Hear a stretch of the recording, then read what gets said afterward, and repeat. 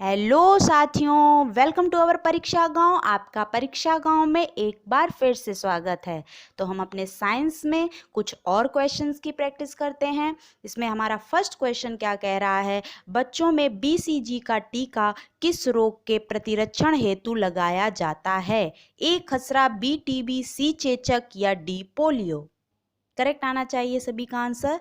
Okay, जिन्होंने भी इसका आंसर बी टीबी दिया है वो बिल्कुल सही हैं। चलते हैं अपने नेक्स्ट क्वेश्चन पर। जीवाणु द्वारा होने वाले रोगों को चुनिए। First malaria, second TB, third कुष्ठ, fourth rabies and fifth one is syphilis. जल्दी से इसका आंसर आना चाहिए।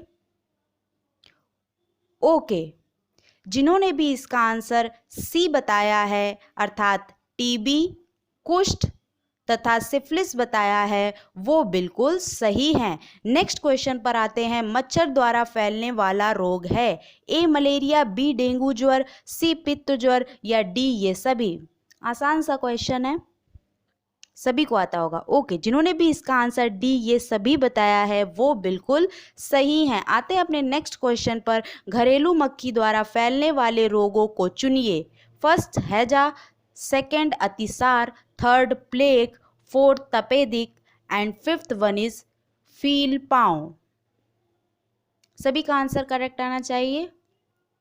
ओके, जिन्होंने भी इसका आंसर बी अर्थात हैजा, अतिसार व प्लेग बताया है वो बिल्कुल सही हैं। आते हैं अपने नेक्स्ट क्वेश्चन पर। निम्न में से कौन जंतु प्लेग महामारी को फैलाने में सहायक है? ए चूहा, बी बिल्ली, सी घरेलू मक्खी या डी सैंड फ्लाई। आसान सा क्वेश्चन है। ओके, जिन्होंने भी इसका आंसर ए चूहा बताया है वो बिल्कुल सही हैं। चलते हैं अपने नेक्स्ट क्वेश्चन पर। वनस्पति विज्ञान का पिता अर्थात फादर ऑफ बॉटनी किसे कहा जाता है? ए एक्लर, बी हिप्पोक्रेटस, सी अरस्तु या डी थियोफ्रेट्स। जल्दी से सभी का आंसर आना चाहिए करेक्ट।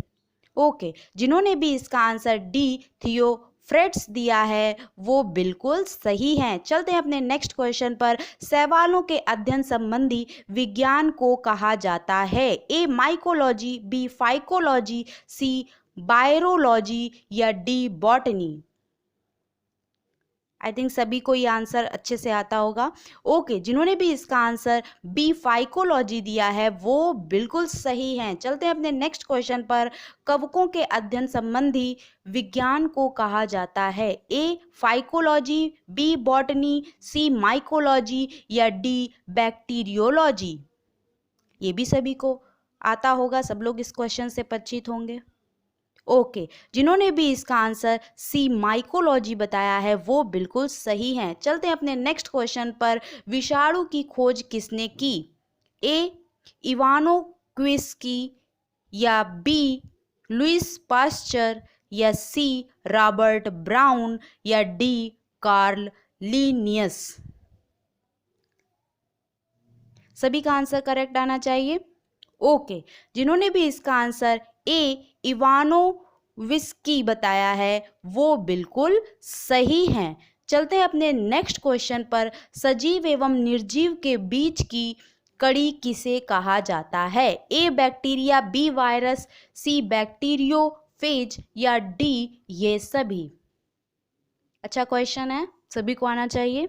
ओके, जिन्होंने भी इसका आंसर बी वायरस बताया है वो बिल्कुल सही हैं। चलते हैं अपने नेक्स्ट क्वेश्चन पर। बैक्टीरिया की खोज किसने की?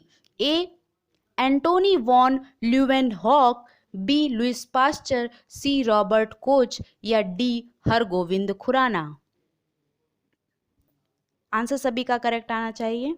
ओके, जिन्होंने भी इसका answer A Antonie van Leeuwenhoek बताया है वो बिल्कुल सही हैं। नेक्स्ट क्वेश्चन पर आते हैं। रेबीज के टीके की खोज किसने की? A Robert Koch, B Robert Brown, C Alexander Fleming या डी लुइस पास्चर। आंसर सभी का करेक्ट आना चाहिए। जल्दी से इसका आंसर आइए। ओके, जिन्होंने भी इसका आंसर डी लुइस पास्चर बताया है वो बिल्कुल सही हैं। आते हैं अपने नेक्स्ट क्वेश्चन पर। पास्चराइजेशन के बारे में निम्न में कौन सा कथन सही है? ए. लुईस पास्चर ने इस विधि को इजाद किया। बी. इस विधि में दूध को कुछ दिनों तक सुरक्षित रखा जाता है। सी. इस विधि में दूध को सुरक्षित रखने के लिए उसे 62.8 डिग्री सेल्सियस पर 30 मिनट तक गर्म किया जाता है। या डी. उपरोक्त सभी। आसान सा क्वेश्चन है, सभी को पता होगा। ओके, जिन्होंने भी इसका आंसर डी उपरोक्त सभी दिया है वो बिल्कुल सही हैं। नेक्स्ट क्वेश्चन पर आते हैं। टीबी के टीके की खोज किसने की? A. Louis Pasteur, B. Alexander Fleming, C. Robert Koch या डी. उपरोक्त में से कोई नहीं। आंसर सभी का करेक्ट आना चाहिए। ओके, जिन्होंने भी इसका आंसर सी. रॉबर्ट कोच दिया है वो बिल्कुल सही हैं। आते हैं अपने नेक्स्ट क्वेश्चन पर। निम्न में से कौन सा पौधा कवक एवं शैवालों का परस्पर संबंध दर्शाता है? A. Lichen, B. Chlorella, C. Aspergillus या डी. लेकेनोरा। आंसर सभी का करेक्ट आना चाहिए। आता ही होगा सभी को ये आंसर। ओके, जिन्होंने भी इसका आंसर ए. लाइकेन बताया है वो बिल्कुल सही है। नेक्स्ट क्वेश्चन पर आते हैं। निम्न में से किस पौधे की पत्ती में जड़ पाई जाती है? ए. Jussiaea, B. अमरबेल, सी. ब्रायोफाइलम या डी. आर्किड। जल्दी से इसका आंसर आना चाहिए। ओके, जिन्होंने भी इसका आंसर सी. ब्रायोफाइलम बताया है वो बिल्कुल सही है। नेक्स्ट क्वेश्चन पर आते हैं। सुमेलित करना है आपको। एक साइड आपको तनों का रूपांतरण दिया है और वहीं दूसरी साइड उसका उदाहरण पूछा है, ठीक है ना। इसमें क्या करना है, आपको सही से सुमेलित करना है। तो हमारा प्रकंद अर्थात राइजोम जो है वो आप किससे मैच करोगे? स्तंभ कंद अर्थात ट्यूबर को किससे मैच करोगे? सल्क कंद अर्थात बल्ब को किससे मैच करोगे? घन कंद अर्थात कार्म को किससे मैच करोगे? तो जल्दी से इसको मैच करिए। ओके, जिन्होंने भी इसका आंसर सी बताया है अर्थात प्रकंद अर्थात राइजोम को आप किससे मैच करोगे? तो आप हल्दी से मैच करोगे। उसके बाद आपका क्या आता है? बी. स्तंभ कंद अर्थात ट्यूबर को किससे मैच करोगे? आलू से मैच करोगे, ठीक है ना। नेक्स्ट पे आपका आता है सल्क कंद अर्थात बल्ब। बल्ब को किससे मैच करोगे? प्याज से मैच करोगे। और वहीं घन कंद अर्थात कार्म को किससे मैच करोगे?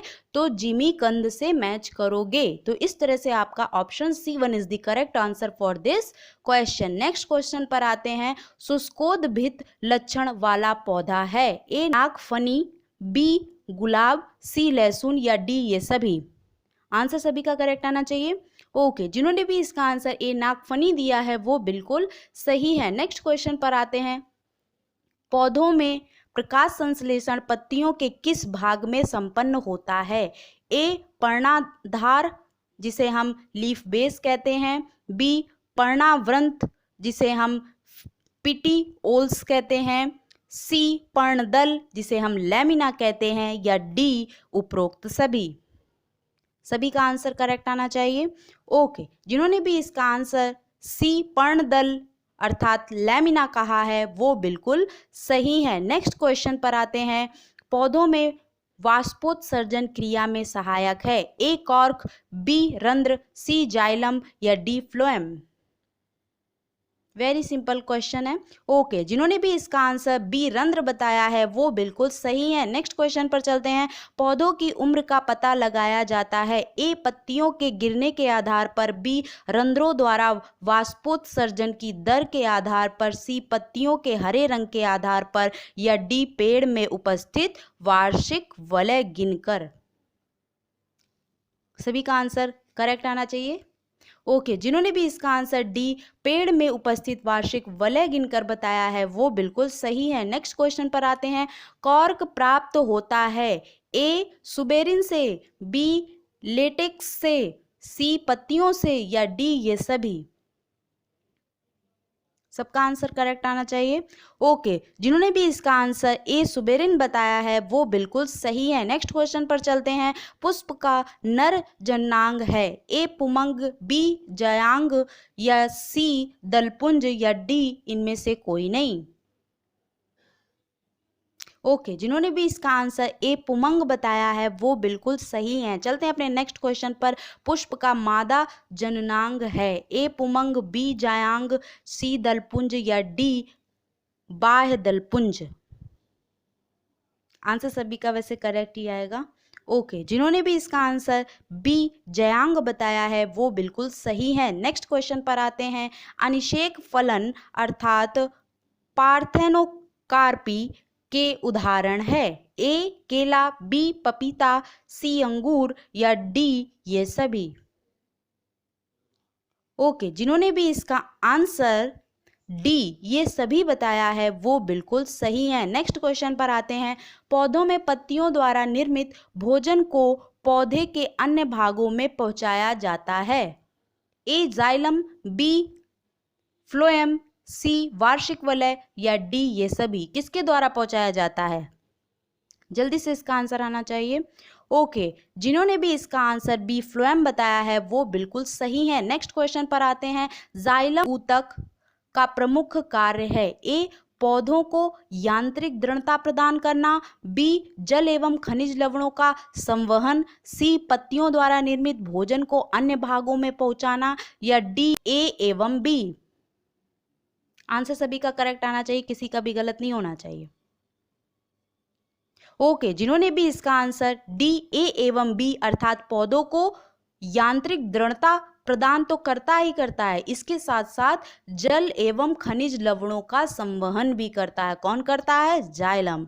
नेक्स्ट क्वेश्चन पर आते हैं। पौधों की जड़ों एवं तनों के शीर्ष में पाए जाने वाले वृद्धि ऊतक हैं, ए जाइलम ऊतक, बी शीर्षस्थ विभोज्योतक या सी पार्श्व विभोज्योतक या डी उपरोक्त में से कोई नहीं।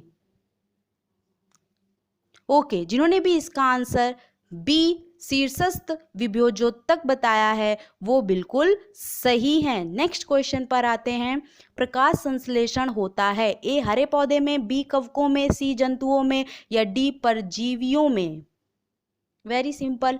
ओके, जिन्होंने भी इसका आंसर ए हरे पौधे में बताया है वो बिल्कुल सही है। नेक्स्ट क्वेश्चन पर आते हैं। हरे पौधे में मुख्य प्रकाश संश्लेषी अंग है, ए जड़, बी फूल, सी पत्ती या डी तना।